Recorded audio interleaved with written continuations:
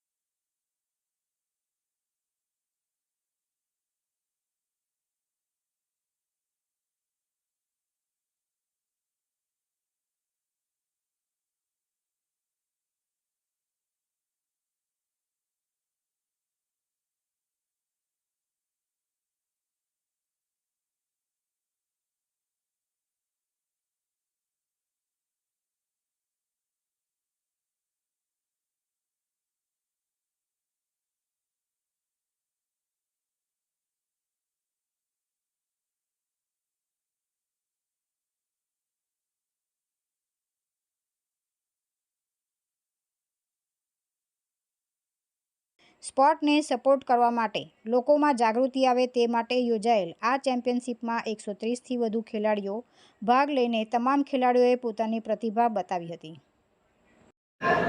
હા મુકેશભાઈ, અત્યારે કયા કાર્યક્રમમાં કઈ જગ્યા પર ઉપસ્થિત છો, કઈ રીતનું અહીંયા આખું આયોજન થયું?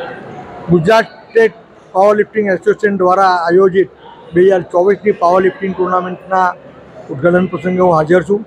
અહીં વિવિધ શ્રેણીઓમાં વિવિધ કક્ષાના પાવર લિફ્ટર્સ અહીં પોતાના કૌશલ્ય બતાવશે અને ટુર્નામેન્ટમાં ભાગ લેશે।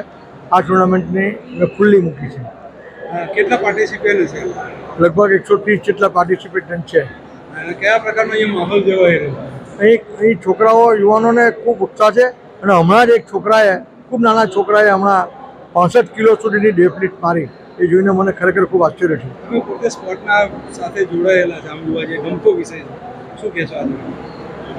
સ્પોર્ટ છે જીવનનો એક ભાગ છે, ખાસ કરીને યુવાનો માટે હવે કેરિયરનો પણ એક માર્ગ બની ગયો છે।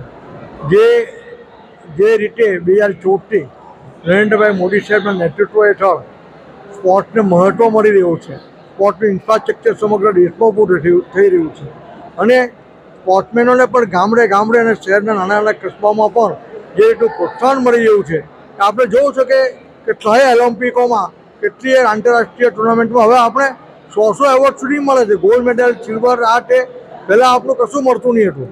આજે યુવાનો મૂલ્ય સમગ્ર રીતે નરેન્દ્રભાઈ મોદી જોડે સંકળાયેલા છે અને તેઓને આઈડિયલ માને છે કે જેથી એ લોકોને આ સ્પોર્ટને પ્રોત્સાહન મળે। સંસદ તરીકેનો પહેલો કાર્યક્રમ હશે મારા ખ્યાલમાં? હા, સંસદ તરીકેનો આ જાહેર જીવનનો મારો સ્પોર્ટ્સને લગતો પહેલો કાર્યક્રમ છે। શું કહેશો સ્પોર્ટ્સમેનોને? શું કહેશો સંસદ તરીકે? શેનું? સ્પોર્ટ્સમેનોને શું કહેશો સંસદ તરીકે? સ્પોર્ટ્સમેનોને એ જ કહું છું કે હેલ્થનો ખ્યાલ રાખીને જે પણ કોઈ સ્પોર્ટ્સમાં હો એમાં લગનથી કામ લો, એક જ લક્ષ્ય રાખો અને જ્યાં સુધી એ લક્ષ્ય હાંસલ નહીં થાય ત્યાં સુધી મહેનત કરો। નિરાશ નહીં થાઓ. 1-2 મેચોમાં કે 1-2 ટુર્નામેન્ટમાં હાર ચોક્કસ મળે છે, પણ જો આપણે લાગેલા રહીશું અને મહેનત કરીશું તો મને લાગે છે કે સફળતા ભવિષ્યમાં આપણી જ છે. તુલસી શર્મા સાથે રાષ્ટ્રીય સમાચાર, સુરત.